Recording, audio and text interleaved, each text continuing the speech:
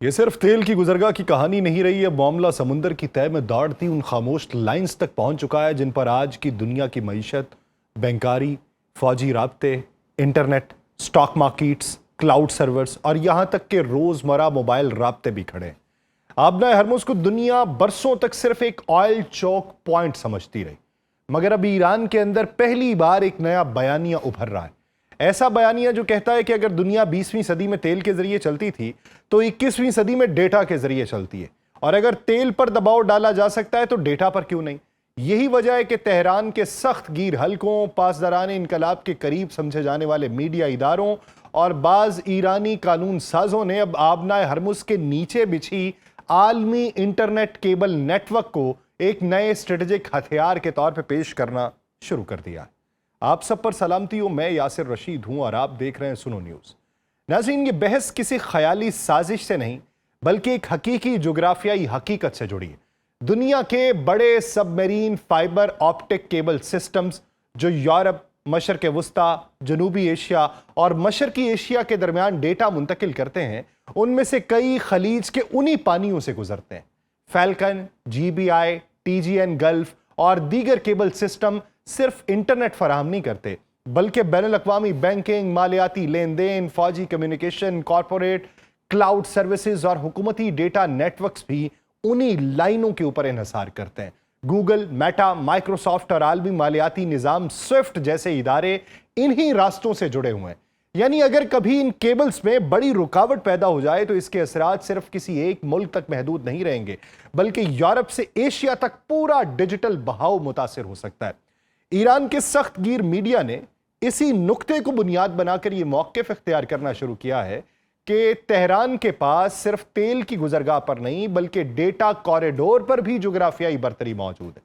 فارس نیوز نے اپنی ایک رپورٹ میں پہلی بار کھل کر یہ موقف پیش کیا کہ زیر سمندر کیبلز مستقبل کی جنگوں میں اتنی ہی اہم ہو سکتی ہیں جتنی کبھی آئل ٹینکر لائنز ہوا کرتی تھیں۔ مشرق نیوز نے یہاں تک دعویٰ کیا ہے کہ یہی کیبل نیٹ ورک مستقبل میں خاموش ہتھیار ثابت ہو سکتا ہے، کیونکہ جدید جنگ صرف میزائلوں سے نہیں بلکہ رابطوں، سرورز، ڈیٹا فلو اور ڈیجیٹل انحصار سے بھی لڑی جاتی ہے۔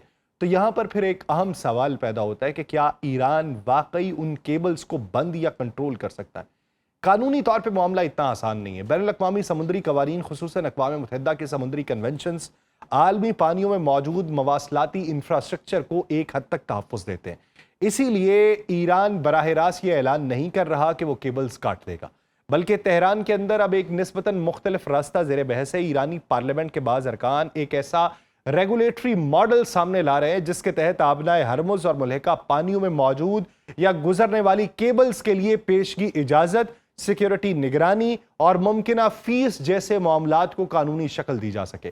ایرانی رکن پارلیمنٹ احسان غازی زادہ ہاشمی نے اسی تناظر میں ایک ایکشن پلان کا تذکرہ کیا جس کے مطابق انٹرنیٹ کیبل سے متعلق تنصیب، مرمت، راستہ تبدیل کرنے یا نئی لائن بچھانے جیسے اقدامات ایران کی منظوری سے مشروط کیے جا سکتے ہیں۔ بظاہر یہ ایک انتظامی یا قانونی بحث لگتی ہے، مگر در حقیقت اس کے پیچھے وہی اسٹریٹجک سوچ کار فرما ہے جو ایران برسوں سے آبنائے ہرمز کے معاملے میں استعمال کرتا آیا، یعنی دنیا کو یہ احساس دلانا کہ خطے کے حساس راستوں پر اس کا اثر ختم نہیں کیا جا سکتا۔ یہ ساری بحث ایسے وقت میں سامنے آئی ہے جب خلیج میں فوجی کشیدگی پہلے ہی خطرناک حد تک بڑھی ہوئی ہے۔ امریکہ اور اسرائیل کے ایران کے خلاف کارروائیاں، آبنائے ہرمز میں امریکی پروجیکٹ فریڈم، ایرانی ڈرون حملے، فجیرہ بندرگاہ پہ آتش زدگی، خلیجی ریاستوں کے بڑھتے ہوئے دفاعی تعاون، ان سب نے مل کے تہران کو یہ احساس دلایا کہ جنگ صرف فضائی یا بحری نہیں ہوتی بلکہ انفراسٹرکچر کا اس وقت دور شروع ہو چکا ہے۔ اسی لیے ایران اب غیر متناسب طاقت یعنی ایسمیٹرک وارفیئر کو مزید وسیع کرنے کی کوشش کرتا دکھائی دیتا ہے۔ پہلے اس حکمت عملی میں آبنائے ہرمز proxy group, ballistic missile, drones اور تیل شامل تھے، اب اس میں ڈیجیٹل جغرافیہ بھی شامل ہوتا دکھائی دے رہا ہے۔ تو یہاں ایک اور پہلو بھی اہم ہے۔ مغربی دنیا برسوں سے روس پر یہ الزام عائد کرتی رہی ہے کہ وہ یورپی سمندروں میں انڈر سی کیبلز کے قریب غیر معمولی سرگرمیاں کرتا ہے۔ نیٹو ممالک پہلے ہی اس خوف کا اظہار کرتے رہے کہ مستقبل کی جنگوں میں فائبر آپٹک کیبلز کو نشانہ بنایا جا سکتا ہے۔ اب اگر ایران بھی اسی طرز کی سوچ اپنا لے تو اس کا مطلب یہ ہوگا کہ عالمی طاقتوں کے درمیان مقابلہ صرف زمین، سمندر اور فضا تک محدود نہیں بلکہ سمندر کی تہہ میں دوڑتی روشنی کی لائنز بھی نئی جیو پولیٹیکل جنگ کا حصہ بن جائیں گی۔ دوسری طرف بعض ماہرین یہ بھی کہتے ہیں کہ ایران کی اصل کوشش شاید کیبلز کو تباہ کرنا نہیں بلکہ نفسیاتی دباؤ بڑھانا ہے، کیونکہ صرف یہ تاثر پیدا کرنا کہ آبنائے ہرمز اب تیل کے ساتھ ساتھ عالمی ڈیٹا کے لیے بھی خطرناک بن سکتی ہے، یہ خود عالمی منڈیوں، سرمایہ کاروں اور مغربی پالیسی سازوں کے لیے ایک بڑا پیغام ہے۔ اس سے انشورنس لاگت بڑھے گی، بحری راستوں پہ دباؤ بڑھے گا، خلیج کے گرد موجود ڈیجیٹل انفراسٹرکچر مزید عسکری اہمیت اختیار کر جائے گا۔ تو پھر سوال یہ ہے کہ ایران زیر سمندر کیبلز کی بات کیوں کر رہا ہے؟ سوال یہ بھی ہے کہ آخر دنیا کی سپر پاورز، عالمی بینکنگ نظام، بڑی ٹیکنالوجی کمپنیز اور عسکری اتحاد چند خاموش تاروں سے اتنے خوفزدہ کیوں ہوتے ہیں؟ اس کا جواب اس حقیقت میں چھپا ہے جسے عام لوگ شاید روزمرہ زندگی میں محسوس نہیں کرتے۔ آج دنیا کا تقریباً 99% بین الاقوامی انٹرنیٹ ٹریفک سیٹلائٹ سے نہیں بلکہ سمندر کی تہہ میں بچھے فائبر آپٹک کیبل سے گزرتا ہے۔ یعنی جب آپ ایک ملک سے دوسرے ملک ویڈیو کال کرتے ہیں، بینک ٹرانزیکشن ہوتی ہے، سٹاک مارکیٹ چلتی ہے، فوجی کمانڈ منتقل ہوتی ہے یا کسی ملک کے سرورز کلاؤڈ سے جڑتے ہیں، تو ان سب کے پیچھے سمندر کے اندر دوڑتی یہی باریک روشنی کی لائنز ہوتی ہیں۔ اسی لیے آبنائے ہرمز کے نیچے سے گزرنے والی کیبلز اب صرف تکنیکی انفراسٹرکچر نہیں رہیں بلکہ ایک نئی جیو پولیٹیکل جنگ کا حصہ بن رہی ہیں۔ ٹیلی جیوگرافی اور عالمی ٹیلی کمیونیکیشن اداروں کے مطابق فیلکن، AE1، گلف برج انٹرنیشنل اور دیگر اہم فائبر آپٹک نیٹ ورکس اسی حساس خطے سے گزرتے ہیں۔ یہی نیٹ ورکس خلیجی ریاستوں، یورپ اور ایشیا کو آپس میں جوڑتے ہیں۔ اگر اس علاقے میں کوئی بڑی رکاوٹ پیدا ہو جائے تو صرف انٹرنیٹ سست نہیں ہوگا بلکہ بینکنگ، اسٹاک ایکسچینج، فوجی رابطے، شپنگ کنٹرول، کلاؤڈ سروسز، عالمی مالیاتی لین دین سب کچھ متاثر ہوگا۔ ایرانی میڈیا اسی حقیقت کو بنیاد بنا کر یہ بیانیہ بنا رہا ہے کہ آبنائے ہرمز صرف تیل کی شاہرگ نہیں بلکہ ڈیجیٹل شاہرگ بھی ہے۔ فارس نیوز نے بین الاقوامی تخمینوں کا حوالہ دیتے ہوئے دعویٰ کیا ہے کہ انہی کیبلز کے ذریعے روزانہ کھربوں ڈالر کی مالی لین دین ممکن بنتی ہے۔ اس کا مطلب یہ ہے کہ اگر چند دن کے لیے بھی ان انٹرنیٹ نیٹ ورکس میں بڑا خلل آ جائے تو دنیا بھر کی کمپنیز، بینکس اور ڈیجیٹل سروسز کو اربوں ڈالر کا نقصان ہوگا۔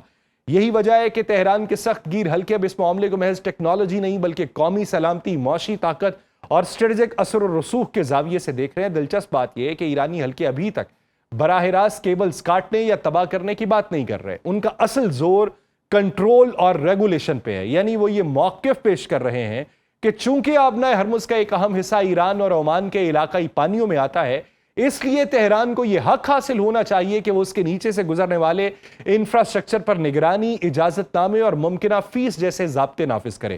یہی وجہ ہے کہ ایرانی پارلیمنٹ سے وابستہ حلقوں اور فارس نیوز جیسے اداروں نے کئی تجاویز سامنے رکھیں۔ ان میں یہ مطالبہ بھی شامل ہے کہ جو بھی کمپنی زیر سمندر کیبل بچھانا چاہے اس کے لیے ایران سے پیشگی اجازت لینا لازمی ہو۔ مرمت، دیکھ بھال اور راستہ تبدیل کرنے جیسے معاملات بھی ایران کا کردار اس کے اندر شامل ہو، اور یہاں تک کہ بعض حلقے یہ تجویز بھی دے رہے ہیں کہ ایران ان سرگرمیوں سے سروس فیس وصول کرے تاکہ آبنائے ہرمز کو ایک نئی معاشی طاقت کے طور پہ استعمال کیا جا سکے۔ تو یہاں سمجھنے والی بات یہ ہے کہ زیر سمندر کیبلز عام تاریں نہیں ہوتی، ان کے اندر فائبر آپٹک کے نہایت باریک ریشے ہوتے ہیں جن کے گرد سٹیل، انسولیشن اور حفاظتی تہیں چڑھی ہوتی ہیں تاکہ وہ سمندری دباؤ، زنگ، اینکرز اور بیرونی نقصان سے محفوظ رہ سکیں۔ ان کی مرمت انتہائی پیچیدہ اور مہنگا عمل ہوتا ہے۔ مخصوص مرمتی جہاز، خصوصی اجازت نامے، محفوظ سمندری ماحول اور ہفتوں بلکہ بعض اوقات مہینوں کا وقت درکار ہوتا ہے۔ یہی وجہ ہے کہ تنازع والے علاقوں میں ان کیبلز کی مرمت مزید مشکل ہو جاتی ہے۔ ایرانی میڈیا اسی پہلو کو اپنے حق میں استعمال کرتے ہوئے یہ تاثر دے رہا ہے کہ چونکہ ان کیبلز کی مرمت آسان نہیں، اس لیے ان پر ریگولیٹری کنٹرول خود ایک طاقت بن جائے گا۔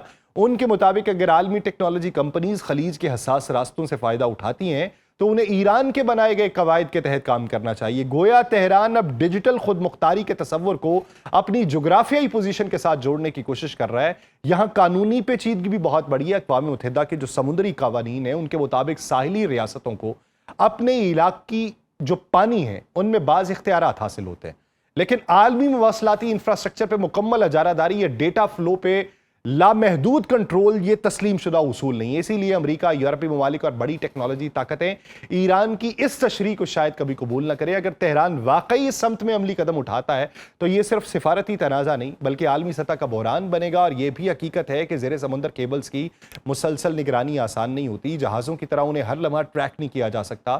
ان کا انتظام حکومتوں، نجی کمپنیز، انٹرنیشنل کنسورشیمز اور مختلف قانونی معاہدوں کے پیچیدہ نظام کے تحت چلتا ہے۔ کسی ایک ملک کے لیے ان سب پر مکمل اختیار قائم کرنا عملی طور پہ نہایت مشکل ہوگا۔ مگر مسئلہ یہ کہ ایران شاید مکمل کنٹرول سے زیادہ نفسیاتی دباؤ پیدا کرنا چاہتا ہے، یعنی دنیا کو یہ احساس دلانا چاہتا ہے کہ اگر خطے میں دباؤ بڑھا تو تہران کے پاس صرف میزل یا آئل ٹینکر ہی نہیں بلکہ ڈیجیٹل راستوں کو بھی جیو پولیٹیکل دباؤ کے آلے کے طور پہ استعمال کرنے کے تصورات موجود ہیں۔